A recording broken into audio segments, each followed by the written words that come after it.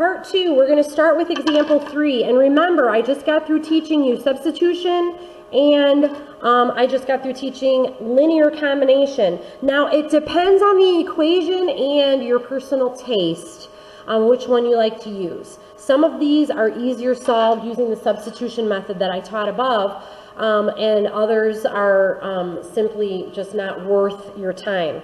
I'm going to go ahead and pull out example 3 for you, and you have 3x minus 4y equals 14, and you have 4x plus 10y equals 11. Now, there is nothing that is identical or opposite. Okay, we're going to have to do some multiplying, but I can't turn a 3 into a 4, or vice versa, and I can't turn a 4 into a 10, or vice versa. So I am going to make a determination here that I am going to multiply everything out to create a negative 40 in the center.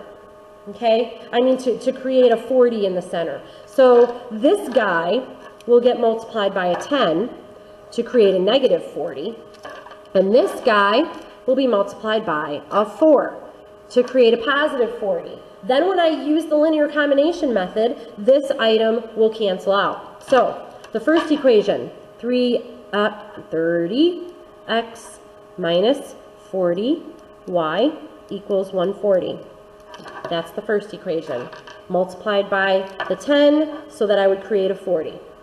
This guy, 16x plus 40y equals, is that 44? Okay, that's this guy after multiplying. Now, got everything set up? Let's start combining here. You should end up with 46x equals 184. Divide by 46, and you determine that x is 4. Okay, I now have the first part of my solution, 4, but I need my y value. Pick your poison. Plug it in here, plug it in here. I am going to plug it in here, just because that's what I want to do.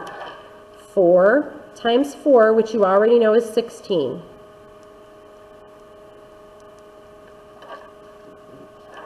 16 plus 10y equals 11. Some of these are going to look ugly, like this one, for example. I'm going to subtract 16, and I'm going to get 10y equals negative 5.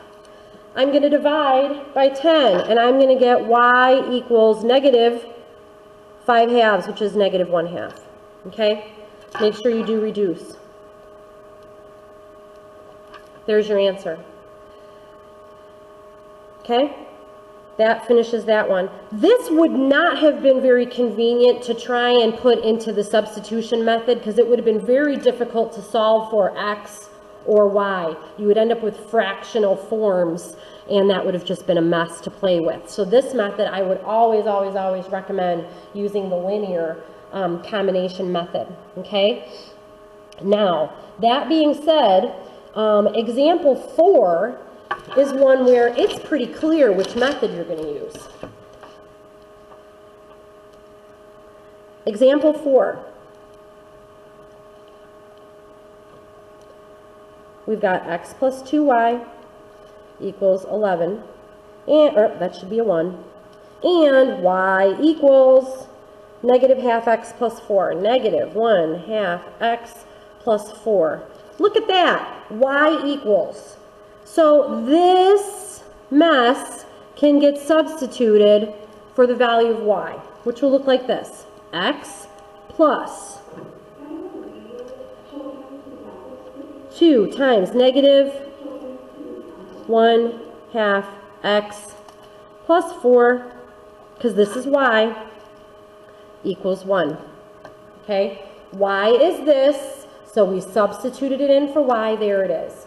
Now, positive 2 times negative 1 half negative x. Okay? Negative x. bring down your other x, by the way. 2 times 4, positive 8, equals 1. Let's collect like terms. X minus 8 is 0, so those disappear, leaving me with 8 equals 1. Not in my universe, folks. That is a no solution equation. On the previous page, I shared with you that if you have no solution, it is quite probable that you have parallel lines. No solution. Lines are parallel. Not that you needed to tell me that, but you have no solution. Okay? The lines are parallel. They never touch one another. Moving on to example 5.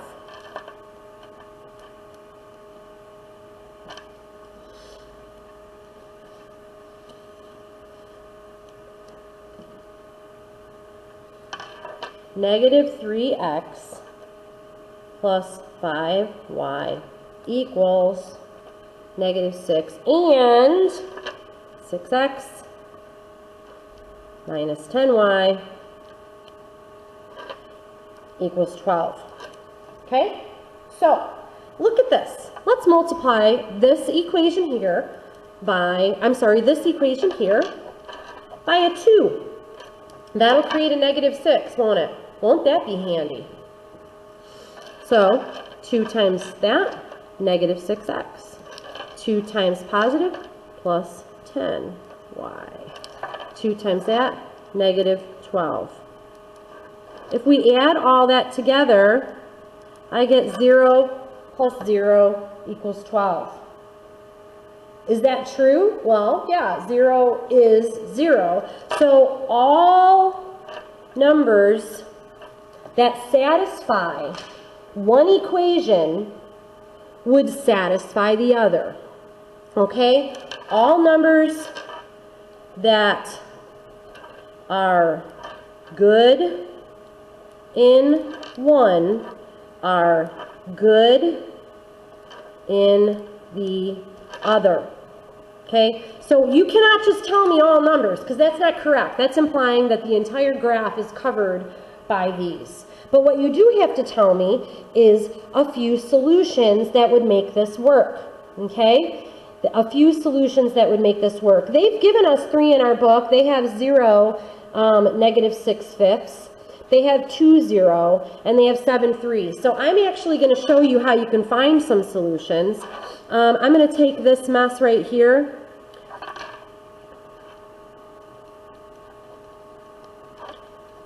And I am going to draw a table of XY values. Remember, we've determined that these two lines are coinciding. They're one on top of the other because 0 equals 0. Identity in this case means that they share the same space. What if I say x is 0? 0 minus 10y equals 12. Divide by a negative 10 and I get what? I get a negative 6/5. That's actually one of the ones they came up with. Okay? Now I'm going to plug in y as 0 to come up with a second solution. Okay? So 6x minus 0 equals 12. X will be 2, won't it? And that's another solution that they have. For me, if the lines are coinciding lines, one on top of the other, like the first page said, in example C there, if the lines are 0 equals 0, which means they coincide, then you need to give me 2 solutions, unless the book tells you otherwise. Let's see. If a system has no solution, oh no, the book says give 3. Doggone it. All right, so let's give 3. You have to give 3 solutions. I thought the book only said 2, and I would have been quite comfortable with that. But let's verify it. Let's do what the book says.